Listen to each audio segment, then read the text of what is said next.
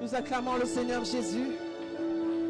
Nous acclamons le Seigneur Jésus, l'essentiel de nos vies. Tu peux manquer d'un mari, tu peux manquer d'une femme, mais ne manque surtout pas de Jésus dans ta vie. Tu peux manquer des enfants, mais ne manque surtout pas de Jésus dans ta vie. Tu peux manquer de travail, mais ne manque surtout pas de Jésus. Oh, tu peux tout perdre, mais ne perds jamais Jésus. Il est l'essentiel sur toutes choses. Il est capable de remplacer un mari. Il est capable de remplacer une épouse. Il est capable de remplacer le désir d'un enfant. Oh my God, mon Seigneur, tu es mon essentiel. Notre essentiel en Seigneur, c'est toi. Oui, acclame l'essentiel de ta vie. Acclame l'essentiel de ta vie. Qu'est-ce que tu as de plus précieux que Jésus? Je ne sais pas, mais moi je n'ai que Jésus. Il est précieux dans ma vie. Il est plus que mon mari. Il est plus que mes enfants. Il est plus que ma famille. Parce que Jésus est mon essentiel. Oh, tu es mon essentiel. Et ma vie, je l'offre à toi seul. Ma vie est pour toi seul, Jésus. Alléluia.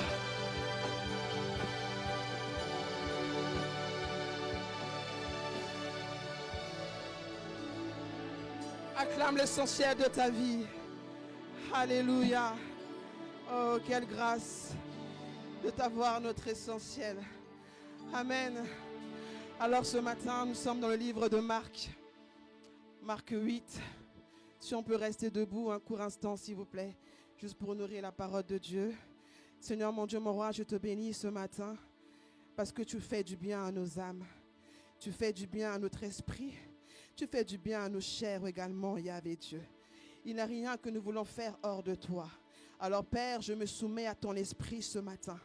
Je me soumets à ta volonté, Yahvé Dieu. Tu aimes lorsque les vies sont vides, afin que tu puisses déverser et remplir, alléluia, à ta guise.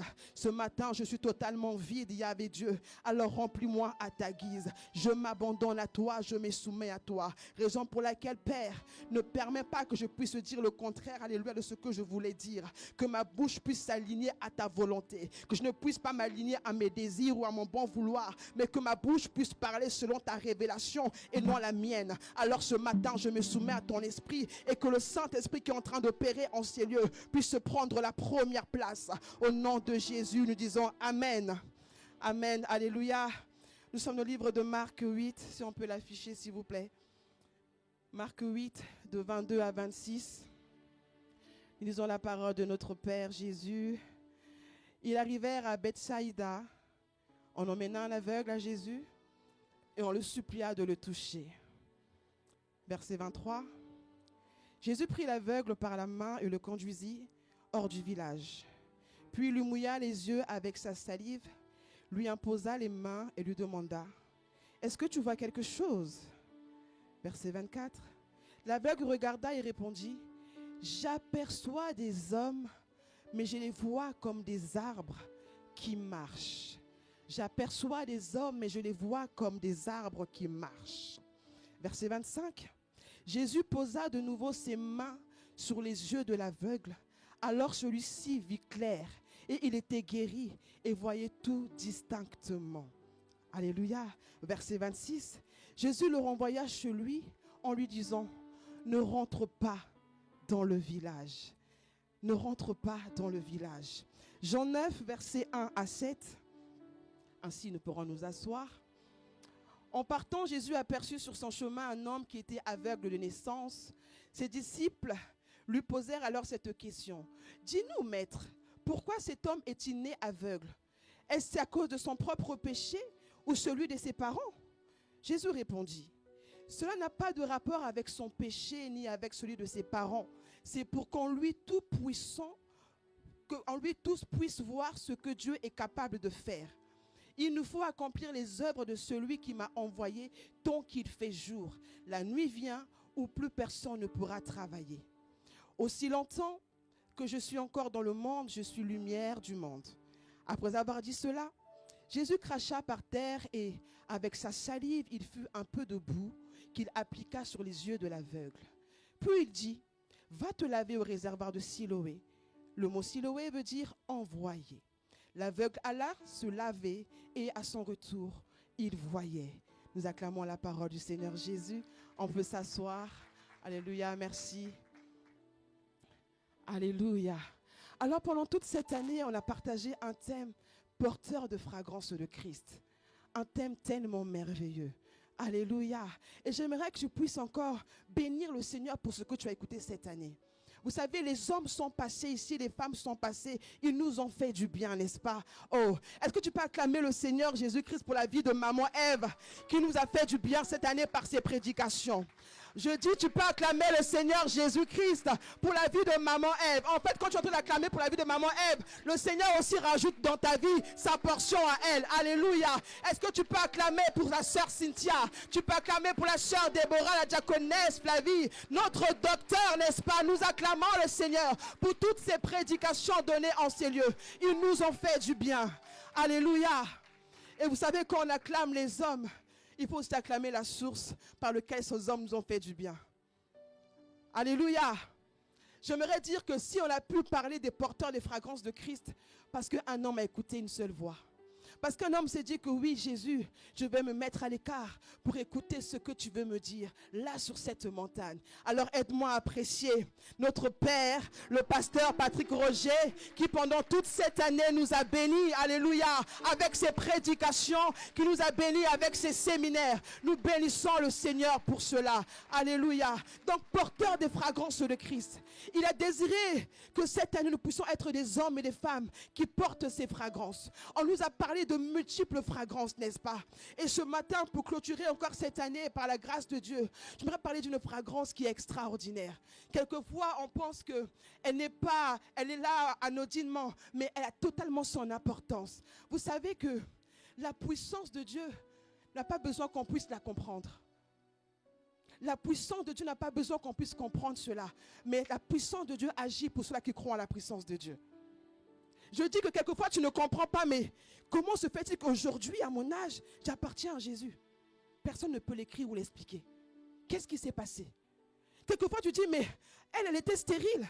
Comment elle a fait pour avoir des enfants? La médecine dit que ce n'est pas possible. Quand tu es né stérile, tu demeures stérile. N'est-ce pas? Mais elle avait un cancer incurable. Comment se fait-il que ce cancer a disparu ou même pas une opération pour enlever ce qui était en surplus? Quelquefois, tu as des femmes qui ont des fibromes, qui se font opérer. D'autres aussi qui ont des fibromes qui disparaissent. Vous avez déjà entendu parler de ça? Parce que la puissance de Dieu, quand tu mets la compréhension humaine, elle ne va pas se manifester. Mais la puissance de Dieu agit là où les hommes et les femmes comme toi et moi ont décidé de croire. Là où les hommes comme toi et moi ont décidé de croire que cette puissance peut faire quelque chose. Et ainsi, dans les deux textes que nous avons lus ce matin, dans le livre de Marc 8, on voit que Jésus commence tout simplement à faire des miracles du pain et de poisson. Quand on regarde plus haut dans le texte, c'était le jour où le Seigneur a commencé à faire ce miracle, alors que pendant 3 jours, la foule le suivait. La Bible dit que Jésus eut pitié d'eux. Il dit, mais ces gens sont en train de me suivre depuis 3 jours, je les vois ici et là, mais ils n'ont rien à manger. L'estomac est vide. Et les hommes aiment bien dire que quand l'estomac est vide, l'oreille n'entend plus rien. Mais Jésus s'est dit, leur estomac est vide. Depuis 3 jours, ils sont consacrés. Les femmes, les enfants, les hommes, eux tous, ils sont là. Je dois faire quelque chose. Et la Bible nous dit que Jésus a eu pitié de cette foule-là. Et alors, il a pris le pain, il a pris le poisson. Il a dit, commencez à distribuer. Les disciples disent, mais Jésus, il n'y aura pas assez. La foule est trop grande. Il n'y aura pas beaucoup de poissons ni de pain pour pouvoir distribuer cela. Le premier miracle, c'est que Jésus va leur dire, allez. Et le aller qu'il dit là, les hommes et les femmes, les disciples qui étaient là, ne sont pas partis avec la puissance de ce qu'ils voyaient physiquement, mais ils sont partis avec la puissance de la parole de Dieu. C'est-à-dire que Jésus te dit allez, mais toi tu vois rien, tu ne comprends rien parce que tu cherches la compréhension physique. Mais quand Dieu te dit allez et que ta compréhension devient spirituelle, alors là oui, la multiplication commence à opérer. Donc Jésus opère des miracles avec le pain et les poissons. Allez, voilà là, on lui emmène un homme. Ce n'était pas le lieu, ce n'était pas le moment, il faisait déjà autre chose. Mais voyez-vous, quelquefois, quand vous êtes spécialisé dans une chose, c'est vous qu'on choisira pour faire la chose. Quand tu sais que tu fais tellement bien la chose, les gens qui voient cela, ils viendront toujours vers toi parce qu'ils sauront que c'est toi qui as même de faire quelque chose, de dire un mot pour que la situation puisse changer. Et alors la Bible nous dit dans les Écritures de Marc qu'on lui ramène cet aveugle-là. On lui ramène l'aveugle Jésus voit l'aveugle.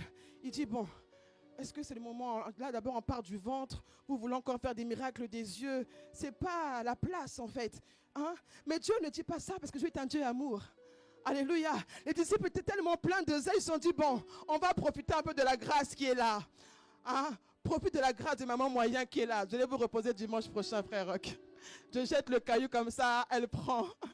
Alléluia. Quand il y a une grâce dans votre milieu, profitez de la grâce. Ne laissez pas passer cette grâce-là à côté. Parce que quelque chose va se passer. Dis à ton frère, quelque chose va se passer. Quelque chose va se passer. Et alors que ce miracle, que Jésus ne connaissait pas du tout, cet aveugle, pardon, Jésus ne le connaissait pas. On lui ramène l'aveugle. Et subitement, la Bible nous dit quoi? Que Jésus le prend par la main. Jésus le prend par la main. Jésus le prend par la main et commence à lui dire, sortons de ce lieu. Mais Jésus, Seigneur Jésus, tu as fait le miracle du pain et du poisson dans ce même lieu. Pourquoi est-ce que tu veux prendre cet aveugle, le faire sortir du village? Reste là avec nous. Nous voulons aussi voir ces choses-là. Mais Jésus, non, n'a pas besoin de te connaître pour agir. Il n'a pas besoin de te connaître depuis ta naissance pour t'emmener quelque part où il va transcender dans ta vie. Alléluia. Et la Bible dit que Jésus prend par la main. Que signifie prendre par la main? Alléluia. Quand tu donnes la main à quelqu'un, tu es en accord avec cette personne-là. Et je peux voir, Mandela, comme tu es debout, viens s'il te plaît, avance. Quand tu prends quelqu'un par la main, moi je suis là. Si je prends Mandela par la main, l'autre main s'il te plaît, je le tire, il ne fournit pas d'effort. Parce que je l'ai tiré moi avec ma force. Donc je suis en train de dire que toi l'aveugle, pars s'il te plaît, toi l'aveugle, tu n'as pas de force. Mais moi j'ai la force nécessaire pour te ramener à moi. Toi l'aveugle, pars. Tu n'as pas d'énergie pour voir. Moi j'ai l'énergie nécessaire pour te ramener à moi. Toi l'aveugle, tu es là, je ne te connais pas. Je ne te connais pas aujourd'hui. Mais à partir de maintenant, je t'ai dit bonjour, je t'ai salué. L'accord est scellé. La prise de la main est la prise pour dire qu'on est d'accord. On marche ensemble. N'est-ce pas? Merci Yaya. N'est-ce pas que les jours passés, on a vu nos présidents de la RDC et du Rwanda. Ils ne se sont pas dit bonjour. Pourquoi? Parce qu'il y a un désaccord qui est politique. Et quand on se donne la main, en réalité, ça veut dire que je suis d'accord avec ce que tu fais. Mais les deux étaient en désaccord et ils ont refusé de se tendre la main. La main est la signification pour dire que Jésus nous dit tout simplement, déchargez vos fardeaux, venez à moi. Tu n'as pas besoin de porter toute la charge. N'est-ce pas qu'un fils nous est donné? Un fils nous est né. Mais pourquoi en fait? Pour que le joug soit léger. Et alors Jésus prend l'aveugle. Parce qu'il avait besoin que cet aveugle puisse avoir un joug léger. Mais pas dans la place où il était avant. Pas dans le même endroit.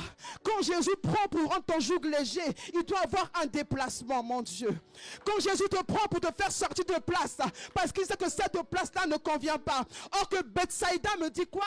Que Bethsaïda veut dire le lieu de l'approvisionnement. Donc l'aveugle était dans un lieu où l'approvisionnement était en continu. Où l'aveugle devait rester aveugle en continu. Parce que Bethsaïda veut dire le lieu de l'approvisionnement. Donc quand tu es dans un lieu qui t'approvisionne des mauvaises choses, qu'est-ce qui va se passer?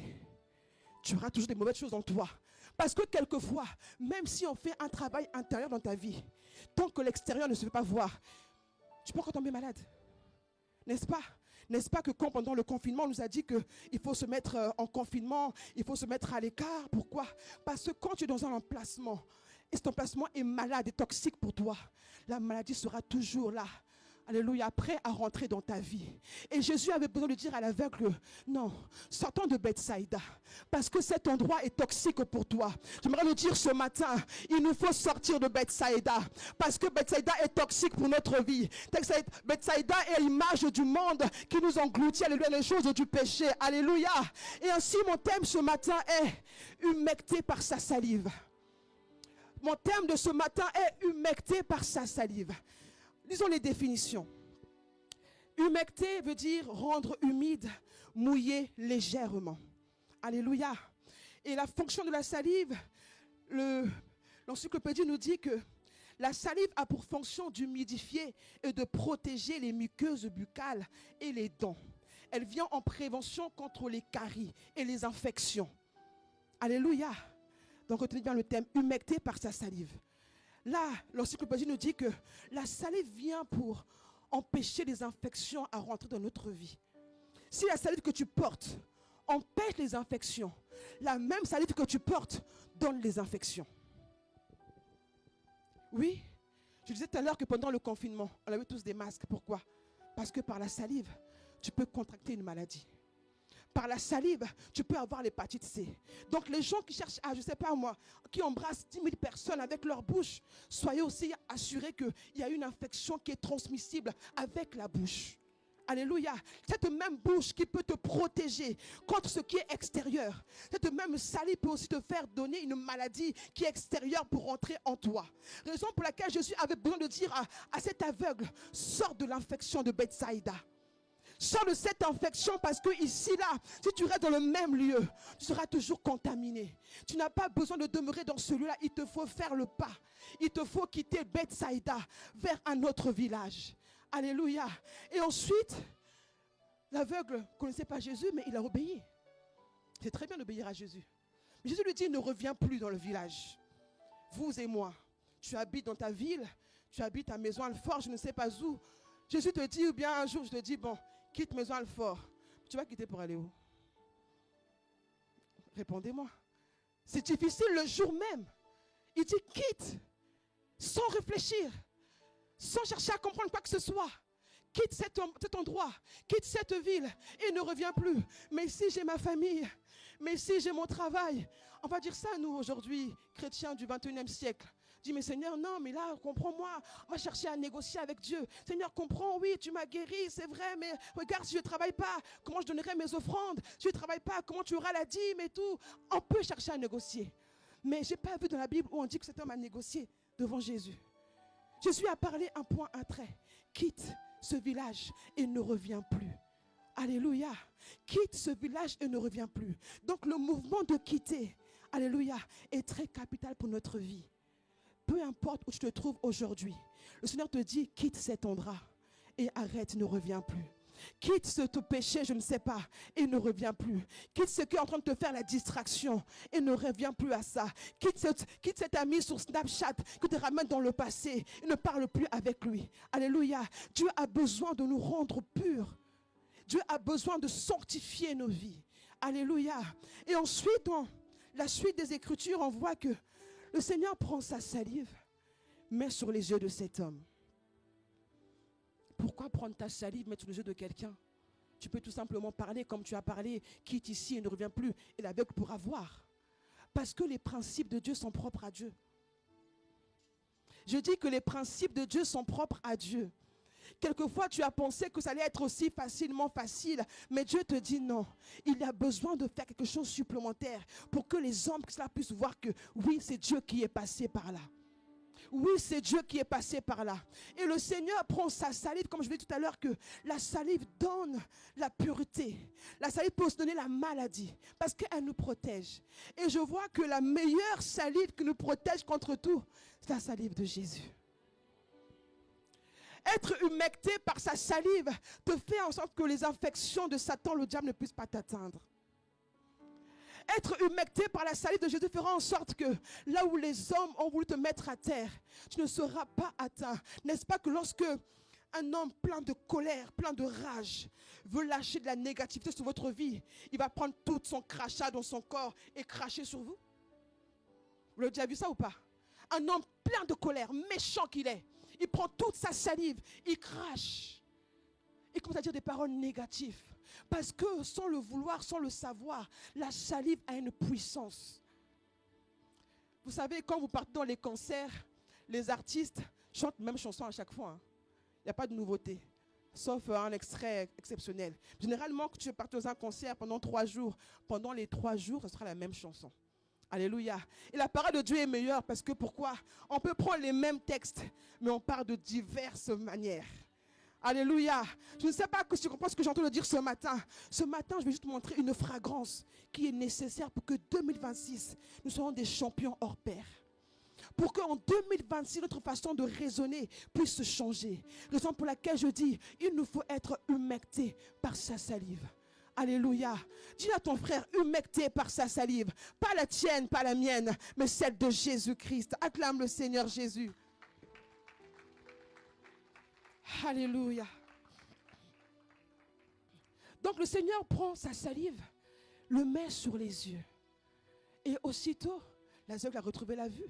Et quand il retrouve la vue, il lui dit, ne reviens plus dans ce village, va-t'en. Et dans le livre de Jean 9, on voit là un autre aveugle encore. Décidément, Jésus et les aveugles. Il fait encore le même procédé. Mais avant ça, les disciples disent, mais Jésus, cet homme, il est aveugle à cause des péchés de son père, de ses propres péchés. Jésus dit, non, parlez pas trop vite.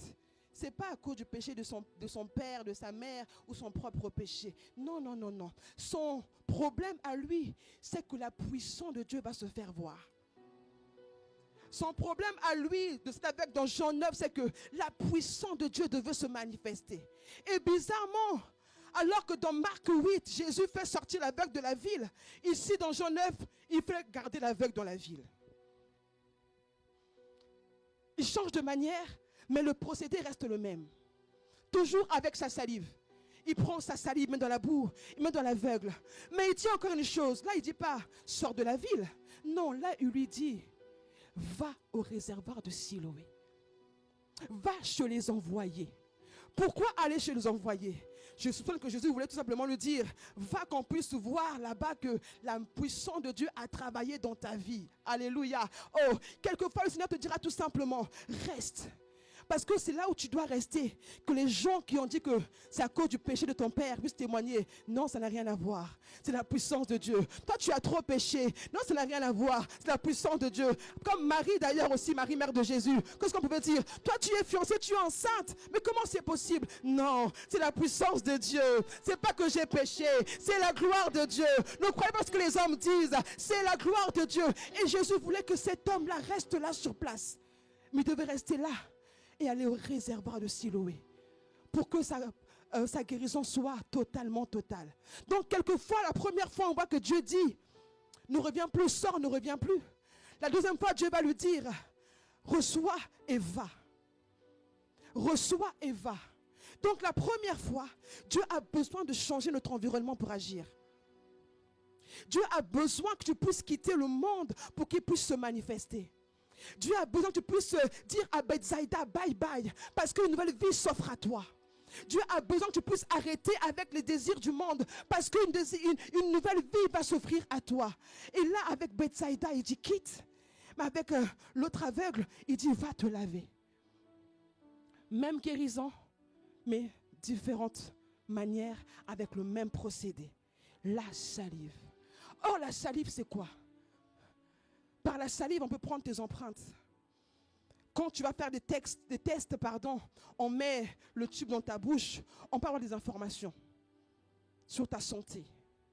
Donc Jésus, il savait que ces hommes-là, leur santé était catastrophique.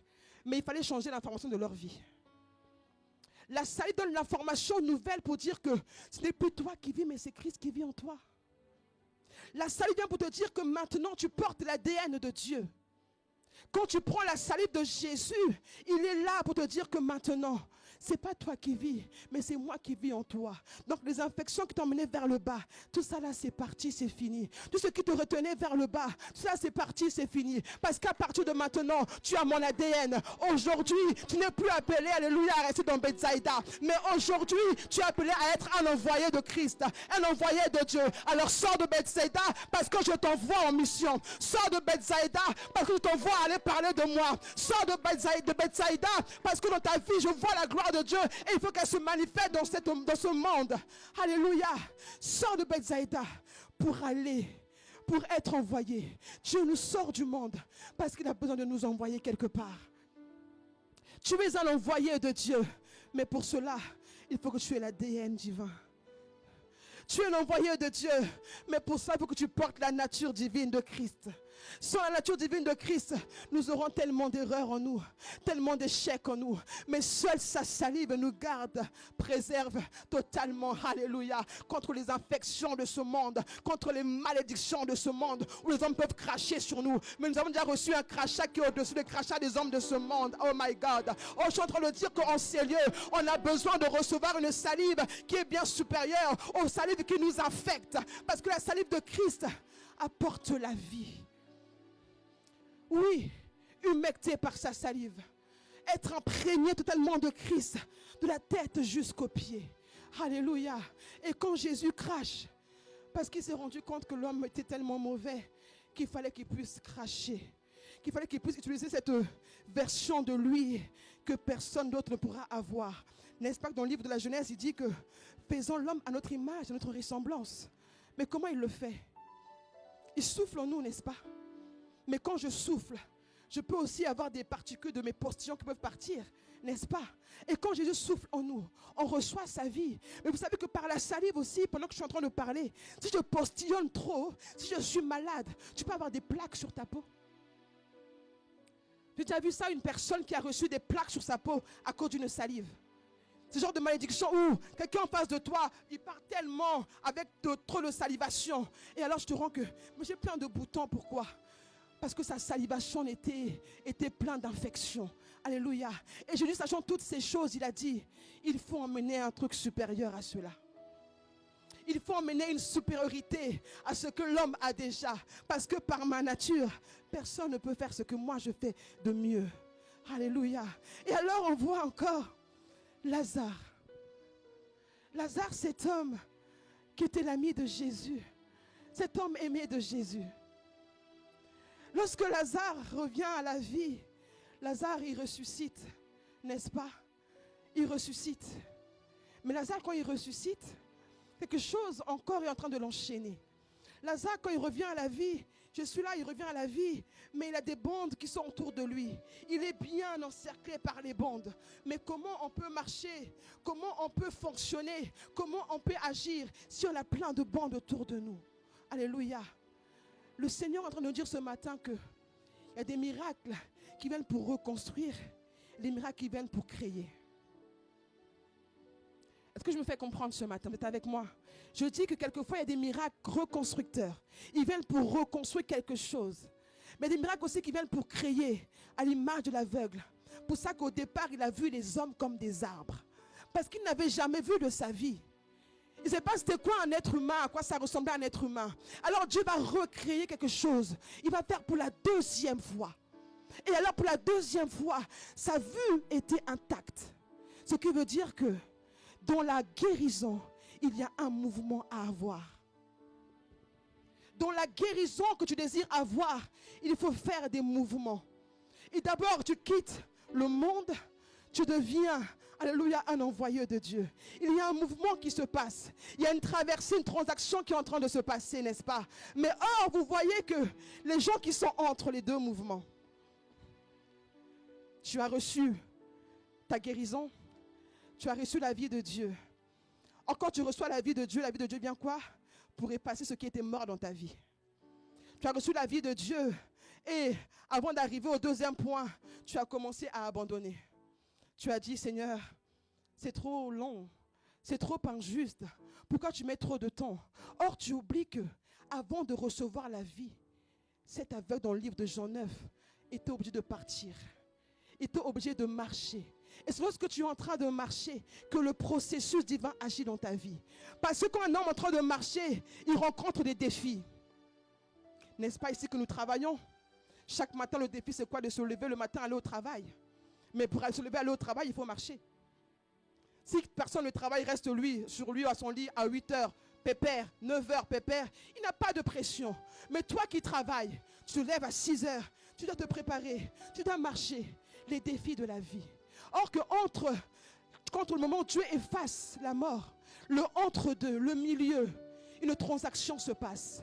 Le entre-deux, c'est là où tu dois demeurer dans la plénitude de sa présence. Le entre où Dieu efface, où Dieu vient te ramener à la vie, tu dois tout simplement être là aux aguets, dire Seigneur, je n'ai plus rien, mais tout à toi. Parce que quelquefois on a vu des hommes et des femmes être tellement pressés dans la vie, dire que je suis libéré, mais après Dieu m'a donné la vie, mais sauf que je n'ai pas eu à pouvoir exercer le entre-deux.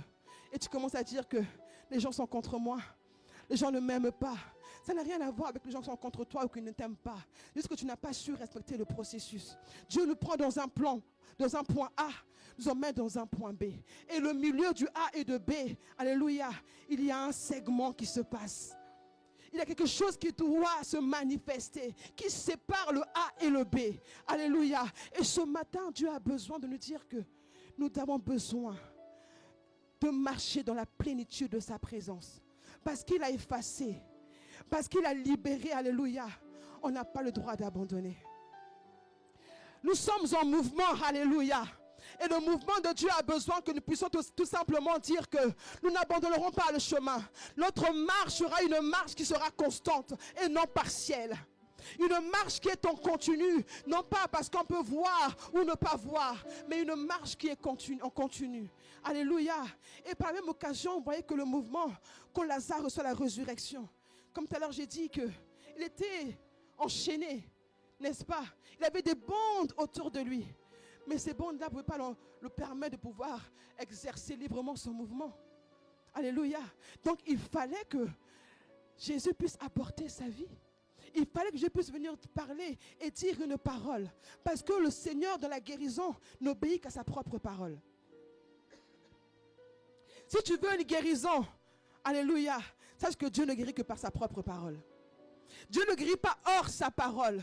Dieu nous guérit dans sa parole et par sa parole. Quand il dit je t'envoie, c'est sa parole. Quand il dit je recrée, c'est sa parole. Parce qu'au départ il a dit créons l'homme à notre image, notre ressemblance. Et Dieu ne dit pas les choses, alléluia, pour faire plaisir à nos cœurs. Mais quand Dieu nous parle, c'est pour sa parole et c'est par sa parole. Raison pour laquelle la première guérison se trouve dans la parole de Dieu. Alléluia. Et Dieu ce matin dit que parce que la guérison est dans ma parole, il te faut être humecté par sa salive. Parce que dans la salive de Dieu, il y a la parole de Dieu. Par sa salive, il y a la parole. Il y a ainsi dit l'Éternel. Alors pourquoi chercherons encore à faire les choses hors sa parole? Alléluia. On a besoin de marcher selon la parole divine. On a besoin d'agir selon la parole de Dieu. C'est pour ça que je suis en train de nous dire ce matin que je ne sais pas où nous sommes nous. Est-ce que Dieu va recréer quelque chose ou Dieu va reconstruire? Tu as besoin de quoi ce matin? Dieu est là. Et je crois que, pas même sans formule, sa présence va t'impacter. Je dis que ce matin, même s'il n'y a pas de formule quelconque, le même fait que tu es dans la présence de Dieu, il va t'impacter. Quelquefois, vous savez, pour être guéri, même si je parle 10 000 fois, je parle pendant 2 heures. Tant que je parle pour parler, rien ne peut se passer. Mais quand toi, tu sais que tu es là, pas pour m'écouter parler, mais pour recevoir de Dieu, tu recevras ta guérison. Je dis quelquefois, le miracle nous manque. Pourquoi? Parce qu'on vient avec un cœur qui est vide. On est là plein de préjugés. Mais lorsque Dieu est présent et qu'un cœur est assoiffé, alors oui, il nous guérit. Il n'a pas besoin de nous connaître. Il n'a pas besoin que tout aille bien dans notre vie, mais il a besoin de nos cœurs tout simplement. Il a besoin de nos cœurs tout simplement. Alléluia. Le temps file tellement. Je suis encore... mon Dieu. Alléluia. Il a besoin que nous puissions venir à lui. Et lorsque Lazare, pour la 2e fois, le 2e toucher de Dieu, Lazare fut totalement libéré. Parce que le premier toucher, Dieu vient te manifester encore son amour, dire que je suis avec toi. Relève-toi, je ne te laisse pas tomber. Mais quand le 2e toucher vient dans ta vie, c'est pour concrétiser la donne. Quand le 2e toucher vient dans ta vie, tout ce qui était red flag autrefois, tout ce qui ont mené la mort dans ta vie autrefois, le Seigneur dit ça, j'efface. Ça, j'enlève. Ça n'a plus sa place. Parce que là où il y a la vie de Dieu, il n'y a pas de mélange. Là où Dieu règne, il n'y a pas de mélange. Et tout ce qui n'est pas de Dieu en nous, parce que nous recevons sa divine vie, nous recevons sa sainteté, nous recevons l'humectation de sa salive, nous recevons son impactation. Tout ce qui n'est pas de lui disparaît. Tous les autres noms disparaissent, parce que le seul nom puissant, c'est le nom de Jésus-Christ. Raison pour laquelle il fallait un 2e toucher. Et pour l'aveugle dans Marc 8, et pour l'aveugle dans Jean 9, et pour Lazare. La première fois, Dieu il vient, il efface. Mais Dieu vient également pour la 2e fois. Non pas parce qu'il est incapable, non. Il n'est pas incapable. Il n'est pas incapable, je le dis.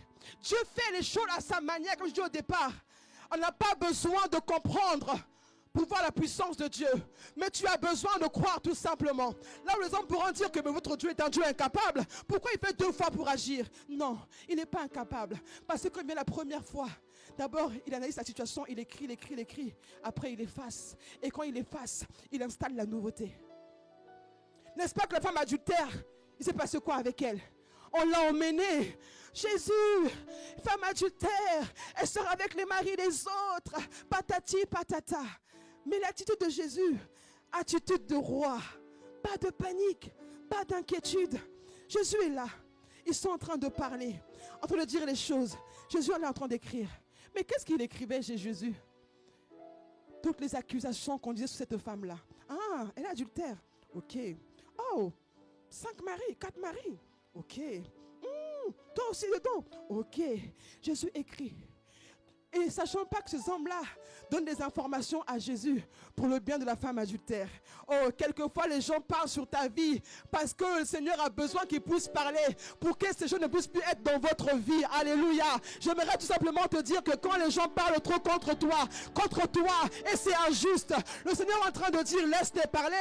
Moi je prends les informations, je les écris et après je les efface. Oh my God. Et Jésus écoute les informations de cette femme. Il écrit. On peut lire dans Jean 8. Jean 8, s'il vous plaît. Peut-être parce que je dis n'importe quoi. Lisons dans Jean 8, le verset 6 à 9. Il disait, 6 à 9 directement.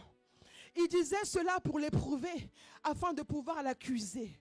Donc les hommes parlaient pour éprouver cette femme-là, pour qu'on puisse l'accuser avec raison. Mais Jésus, virgule, ce qui s'ensuit est extraordinaire, s'étant baissé, écrivait avec le doigt sur la terre. Donc Jésus est là, en train d'écrire les médires des gens. Il a la tête baissée. Oh mon Dieu, mon roi. Il est en train d'écrire, toi on t'a accusé que tu as fait ceci injustement. Tu as fait ceci. Même si c'était vrai ce que tu as fait, bon ok, je t'accepte dans ma maison. Tu as fait cela, ok. Mais quand Jésus écrit, après on dit, la suite s'il vous plaît. Comme il continuait à l'interroger, il se releva et leur dit que celui qui est sans péché jette le premier la pierre. Premier point. Il écrit. Deuxième point, il leur dit, ok, c'est bien, vous ramenez les informations, mais vous tous là qui dites ça, qui n'a pas péché? Là, silence total. Personne ne répond. Et s'étant de nouveau baissé, personne ne répond. Il continue à écrire. Personne n'a répondu. Donc je leur pose la question, qui n'a pas péché? Peut-être qu'ils auraient eu l'occasion aussi eux de recevoir leur guérison. On ne sait jamais. Bon, ils ne répondent pas. Donc, ok, rien à corriger avec eux. Je me concentre sur la femme adultère. Ceci, cela. Et la Bible nous dit par la suite que quand Jésus relève la tête, plus personne n'était là. Quand ils entendent dire cela, accusés par leur conscience, ils se retirèrent un à un. Mais ils sont venus en foule pour annoncer à cette femme-là qu'elle avait fait plein de choses. Mais depuis les plus âgés jusqu'au dernier. Et Jésus resta seul avec la femme qui était là au milieu. Verset 10. Alors s'étant relevé et ne voyant plus que la femme, Jésus dit, femme, où sont ceux qui t'accusaient? La personne ne t'a-t-il pas condamné? Ils sont où ceux qui t'accusaient? Mais quand tu portes l'ADN de Christ, qui peut encore t'accuser? Quand tu as la vie Zoé, tu as la vie en Christ, tout ce que les hommes disaient autrefois, c'est le passé. À partir du moment où tu as reçu la vie de Dieu, Dieu a effacé la mort en toi, tu reçois la vie, plus personne ne peut te condamner. J'insiste et je dis cela, que plus personne ne peut te condamner. Pourquoi? Parce que tu marches dans le mouvement divin de Dieu. Tu n'as pas besoin, alléluia, de pouvoir plaire aux hommes. Tu n'as pas besoin de pouvoir t'aligner aux volontés des hommes, mais tu as besoin d'être dans le mouvement de Dieu sur ta vie. Le processus que Dieu a pour toi est différent du processus de l'autre. Et alors, je me retire 4 points ce matin qui donnent totalement une guérison. Pas une guérison qui est partielle, mais une guérison qui est totale. Le premier point que j'ai commencé à développer, c'est l'environnement. Quelquefois, ton environnement ne te convient pas. Quand tu as reçu Jésus, tu as gardé les mêmes amis. Dieu te dit, non, en fait, Bethsaïda doit rester ailleurs. Toi, change de ville, change de lieu. Sors-moi de ce village-là. Parce que dans cet environnement-là, ta vie sera infectée. Parce que même si tu as reçu la vie de Dieu, parce que tu côtoies les mêmes personnes, ils auront la possibilité de te contaminer. N'est-ce pas que les bananes pourries, alléluia, contaminent les bonnes? Parce que l'environnement est capital pour la guérison de quelqu'un. L'environnement est très précieux pour garder l'humectation de sa salive. Même si tu reçois son ADN et que tu restes dans le même lieu, il se peut que. Il y aura des il se peut que. Parce qu'on pourra dire, mais toi tu as reçu le Seigneur. On ne dit pas que tout le monde est mauvais, mais quand même, trie un peu. L'heure est venue où nous devons trier les connaissances. Nous devons trier les personnes. Parce que quand tu as l'ADN divin, tu ne peux pas t'associer avec n'importe qui. Tu ne peux pas te mélanger avec des personnes qui t'attirent vers le bas. Non, non, non, non. On a besoin de monter. On a besoin de transcender, d'aller plus loin. Mais si tu es toujours dans cet environnement qui t'emmène à terre, quitte l'environnement. Premier point. Deuxième point, pour recevoir la guérison complète et non partielle, s'abandonner totalement à lui. On s'abandonne totalement à Jésus. L'aveugle ne connaissait pas Jésus. Quelquefois, nous, on s'abandonne vers les gens que nous connaissons. On dit, bon, c'est la famille. Mais vous savez, même quand tu ne connais pas une personne, quand elle vient t'apporter la vérité de Christ, abandonne-toi. Parce que la parole de Dieu est universelle. Tu n'as pas besoin de connaître quelqu'un pour recevoir une prophétie de la personne. Alléluia. J'ai aimé comment elle a prié ce matin de connaître Inès. Elle dit que la parole est une prophétie. Mais quand Dieu vient te parler, sa parole est une prophétie pour toi. Donc ce que tu dois faire, c'est de t'abandonner totalement. Oh, la salive et ce mélange-là que Dieu a mis avec la terre que nous sommes pour que nous puissions totalement nous abandonner, nous apaiser. Oui, il faut que nous soyons apaisés. Troisièmement, la salive. La salive. 1, environnement. 2, s'abandonner. 3, la salive. Parce que par la salive, ton identité change. Tu peux quitter un endroit, mais tu auras besoin d'un plus. Tu peux t'abandonner, mais tu auras besoin d'une identité. Quelquefois, quand tu quittes un lieu, tu as quitté l'Afrique comme toi et moi ici. Mais quand tu es venu ici, il te fallait de nouvelles identités. Quand je parle d'identité, pas de la personne, par rapport à l'environnement, par rapport à la société, par rapport au travail. Il te fallait des nouveaux lieux, n'est-ce pas? Et quand tu as la salive de Christ, le Seigneur t'emmène dans les endroits qui sont propices à toi. Parce que sa salive vient pour enlever les infections, comme j'ai dit au départ. De la même manière qu'elle donne les infections, la salive des humains, elle peut aussi enlever par la salive de Christ. Alléluia. Et le troisième point, c'est la différence. Le quatrième point, pardon. La différence. Accepter la différence. J'ai parlé de 2 aveugles. Même procédé, dans le sens où même ingrédient, même fragrance. Mais la façon de faire était différente. On peut même aller dans Marc 7, l'aveugle, quand Jésus est en train de le guérir. À la fin, il crie, Ephrata, ouvre-toi. Encore là, un autre procédé. Donc Jésus agit de manière différente en fonction de ce que toi tu portes aussi. Je suis en train de dire qu'en fonction de ce que toi tu portes, le Seigneur agira dans ta vie par rapport à cela. Si tu as des facilités, alléluia, à mieux parler, peut-être que Dieu va utiliser cela pour te parler aussi. Si tu es peut-être plus simple à aller voir les autres dans les rues, à faire des maraudes, Dieu va t'utiliser pour bénir les vies. La différence, nous sommes tous un, mais chacun marche dans son couloir. Mais nous sommes tous un, nous sommes tous différents également. Mais ce qui nous unit, c'est l'ADN de Christ. Alléluia. Acclame le Seigneur pour ta vie. Quand Jésus te touche, ce que l'homme appelait impossible devient possible. Quand Jésus te touche, ce que l'homme appelait impossible devient possible par sa grâce. Alléluia. Alors pour aller à conclure avec ce thème, cette semaine, une chose assez bizarre que j'ai eu à voir avec mes yeux, mais je pense que le Seigneur voulait peut-être m'enseigner avec cela. Alléluia. Et quand je suis rentrée, aussitôt j'ai dit à mon épouse ce que j'avais vu. Alors que je roulais, je faisais la route, c'était lundi, je faisais la route. Je vois en pleine autoroute, un homme qui sort, commence à uriner. Et après avoir uriné, il a craché. Je n'aurais peut-être pas voulu voir ce que j'ai vu, mais je comprends. Par là, je me suis posé la question, je me suis dit, mais pourquoi est-ce qu'il a eu à cracher derrière? Vous savez, quelquefois, on fait des choses instinctivement. On ne comprend pas ce que nous faisons. Alléluia. Quelquefois, tu fais des choses, mais tu ne sais pas pourquoi tu fais cela. Mais ton instinct sait que quand quelqu'un est en train d'uriner par son urine, on peut prendre son étoile. N'est-ce pas? Quand tu vas faire des examens, on demande quoi? On demande l'urine. Parce que l'urine donne des informations sur ta vie. L'urine donne des informations sur ta santé. Et alors, la personne elle a craché. Je dis, mais pourquoi est-ce qu'on crache après avoir uriné?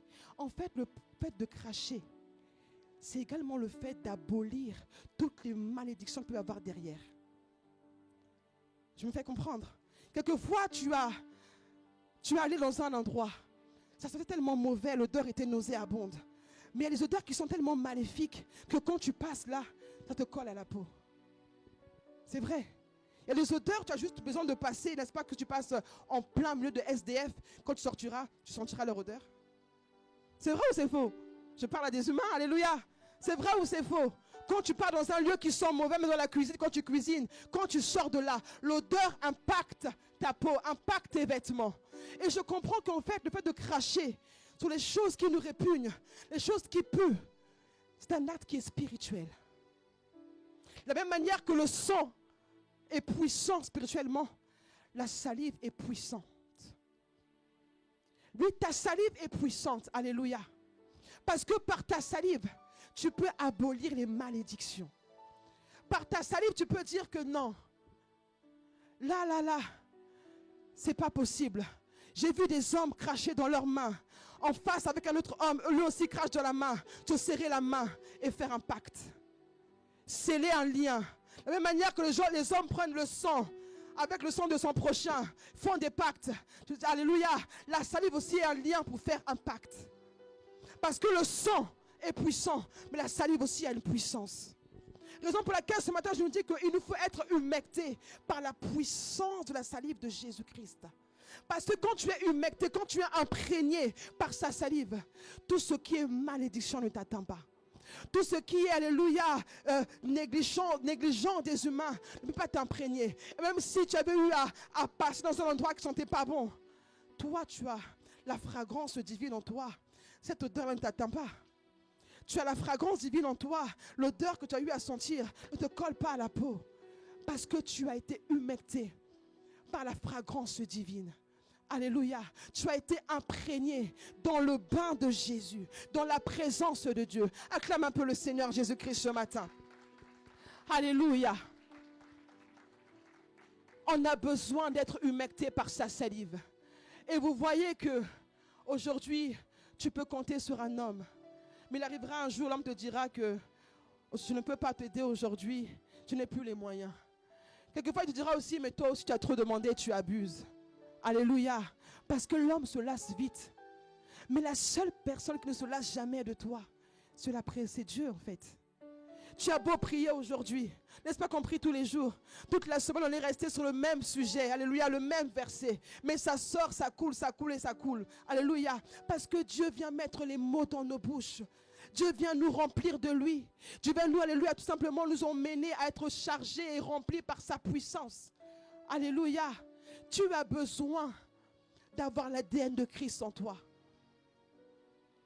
Parce que les hommes sont faibles. On a vu des super-héros, n'est-ce pas?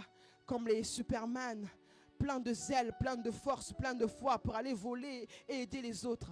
Mais hélas, une simple pierre peut le rendre faible. Mais dis-moi, est-ce que vous savez la faiblesse de Jésus, c'est quoi? C'est une question. Quand vous regardez les films, on peut dire que Superman, il y a la kryptonite. Ça le rend faible, il perd sa puissance. Mais Jésus, c'est quoi sa faiblesse? Qu'est-ce qui rend Dieu impuissant? En réalité, rien. Alléluia. Donc pourquoi est-ce que nous tardons encore à venir à lui? Je m'adresse à ceux-là qui me suivent en ligne. Si tu n'as pas donné ta vie à Jésus, pourquoi tardes-tu encore? Pourquoi n'es-tu pas encore dans la route du Seigneur? Dans ce mouvement où Dieu nous emmène, alléluia, à pouvoir s'aligner dans sa vie. Alléluia. Alléluia. Église du Seigneur, vous allez bien? Le jeûne vous frappe? Est-ce que le jeûne vous fatigue? Alors lève-toi, acclame le Seigneur un peu. Sois un peu chaud. Je dis qu'on a besoin d'être humecté par la salive de Dieu. On a besoin d'être imprégné par lui, de suivre le mouvement divin. C'est ainsi que nous réussirons. Alléluia. Oh. C'est ainsi que nous réussirons. Alors, quelle est ta faiblesse ce matin? Où as-tu besoin de voir que Dieu puisse mettre sa salive? Est-ce tes yeux? Est-ce ta bouche? Est-ce tes oreilles? Est-ce ton nez? Quel est cet organe-là où tu as besoin de voir la salive de Dieu? Quelle est même la situation-là que tu es en train de traverser où tu as besoin de voir Dieu agir dans ta vie? Il y a tant de choses. Une fois, on m'a posé une question, on me dit, mais comment est-ce que tu fais pour ne pas avoir des problèmes? C'est comme si tu n'as pas de problème. Je dis, non, je suis comme toi et moi, comme toi en fait. J'ai des problèmes. Comme toi aussi, je peux pleurer, je peux crier. Mais la différence, c'est que moi, quand je pleure et je crie, c'est devant le Seigneur. Parce que quand je sais que je pleure devant le Seigneur, son ADN pourra me restaurer. Quand je sais que je suis là, Seigneur, j'ai plein d'infections, je me sens faible, montre-moi ton ADN maintenant. Et alors oui, je suis là, toute la nuit tu peux pleurer, le matin tu viens plein de sourires. Parce que tu sais que l'ADN de Dieu est sur ta vie. Je crois que personne ici pourra dire que quand on a prêché ici, tout allait bien dans sa vie. Demandez aux prédicateurs, aux prédicatrices. Tu peux prêcher, parler de la force de Dieu, encourager, motiver les autres. Mais toi-même tu es en train de lire l'heure comme on dit. Alléluia. Mais quand tu sais que toutes ces choses se passent dans la présence de Dieu, il est à même de t'emmener dans un mouvement où tu seras étonné. Parce que j'insiste, la puissance n'a pas besoin de compréhension, mais il faut croire en sa puissance. Et quand tu crois, contre toute espérance, même si tout va mal dans ta vie, tu avances, oui. Parce que tu sais que la vie de Dieu est en toi. Alors réalise encore, cette année s'est passée. Quel mois t'a perturbé? Quel mois t'a mis à terre?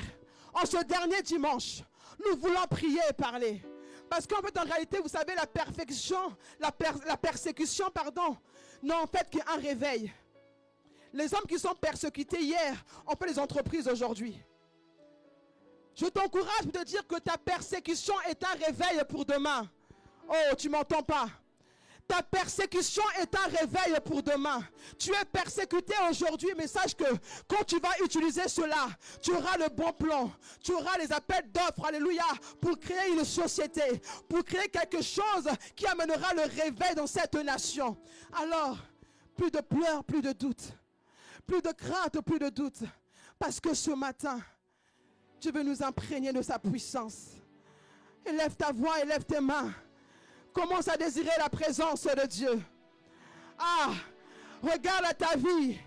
Où est-ce que tu as besoin de voir Dieu agir? Comme je le disais au départ, ça peut être un problème de vue. Un problème de vue, c'est-à-dire que tu ne vois pas clair. Que ça soit financièrement ou physique. Ah, les choses te font mal. Un problème avec ta bouche. Tu te rends compte que tu parles beaucoup. C'est aussi un problème. Mais peu importe la situation, peu importe le problème, est-ce que tu peux le déposer au pied du Seigneur ce matin? Oh, dépose ta persécution au pied de Dieu. Est-ce que tu peux déposer ta persécution ce matin? Parce qu'il est là pour nous restaurer. Il est là pour nous humecter par sa salive. Alléluia. Je dis pas besoin de formule ce matin, mais sa présence te touche. Sa présence t'impacte. Sa présence triomphe en Dieu. Ah, sa présence nous touche ce matin.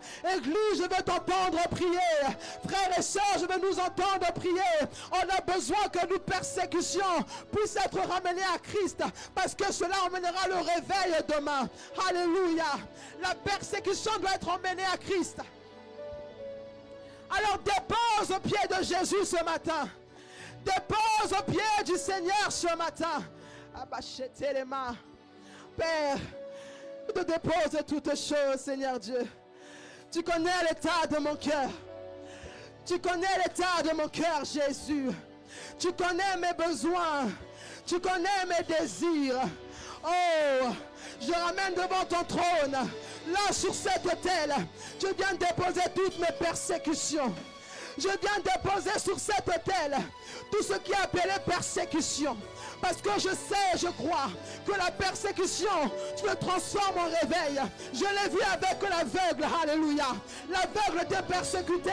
On l'a accusé à cause de son père, à cause de ses frères. Il était aveugle. Oh, quel genre de persécution où toute la ville t'accuse.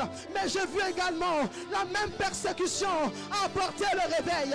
La même persécution a apporté la vie. Alors Dieu, je veux déposer à tes pieds toutes mes persécutions. Là où je vois mal, je dépose à tes pieds. Là où j'entends mal, je dépose à tes pieds. Là où je sens mal, je dépose à tes pieds. Là où je parle mal, je dépose à tes pieds.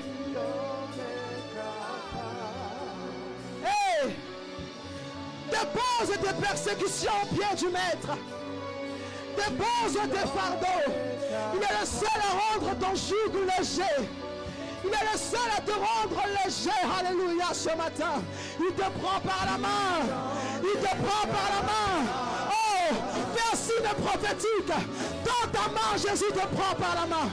Est-ce que tu peux être prophétique ce matin avec moi? Ah, il te prend par la main. Il te prend par ta main. Il te dit, monte ici. Monte ici. Ah, monte ici. Le Seigneur t'attend. Monte ici. Le Seigneur te réclame. Monte ici. Le Seigneur te désire. Ramachenelebo Shatayama. Rimachentekelebo Shatayama. Ratakayama Sheteke. Ribababababa. Shetekelebo Shatayama. Tu en es capable. Tu en es capable. Tu en es capable. Tu en es capable.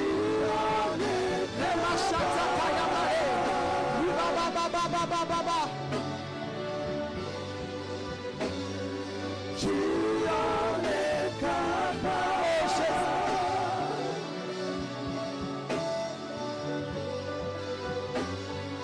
Tu en es capable. Alléluia.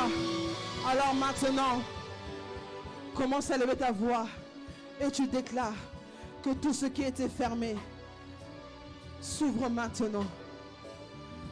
Toutes les portes qui étaient fermées dans ta vie s'ouvrent maintenant. Élève ta voix et déclare cela. Parce que quand Dieu vient par sa présence, il vient apporter un changement. Élève ta voix et déclare toutes les fermetures.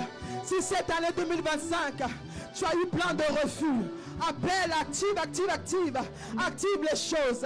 Que ces choses puissent venir à toi. Ah,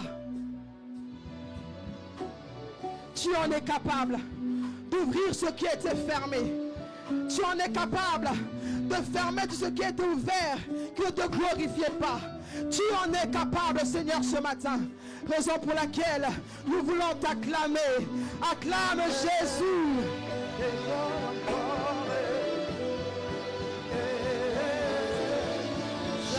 Oh, pousse un cri de joie dans sa présence.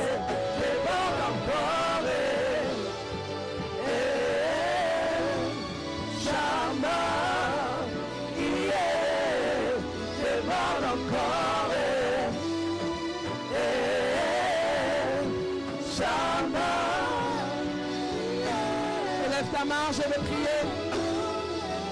Élève ta main, je vais prier. Élève ta main, je vais prier. Seigneur Dieu de gloire, je prie par le nom de Jésus, celui-là qui détient l'ADN parfait. Seigneur, impacte les vies, Seigneur, ici en ces lieux. Toutes ces vies, Seigneur Dieu, mon roi, qui sont au son de ma voix. En réalité, où c'est toi qui parles dedans de moi et qui obéissent, Seigneur Dieu, mon roi. Que ta grâce soit sur leur vie. Que tu puisses les humecter par ta salive. Que tu puisses les emmener, Père de gloire, à voir la plénitude de ta gloire. Que leur vie puisse changer maintenant et à jamais. Là où, mon roi, Père, on les a accusés. Que, Père, ta salive puisse dire le contraire. Là où on a dit qu'ils étaient malades. Que ta salive puisse dire le contraire. Là où on a dit qu'ils allaient échouer. Que ta salive ce matin dise le contraire. Par le nom de Jésus, nous acclamons Jésus. Alléluia. Gloire soit rendue au Seigneur Jésus. Que Dieu vous bénisse et portez du fruit par la grâce de Dieu. Agis encore.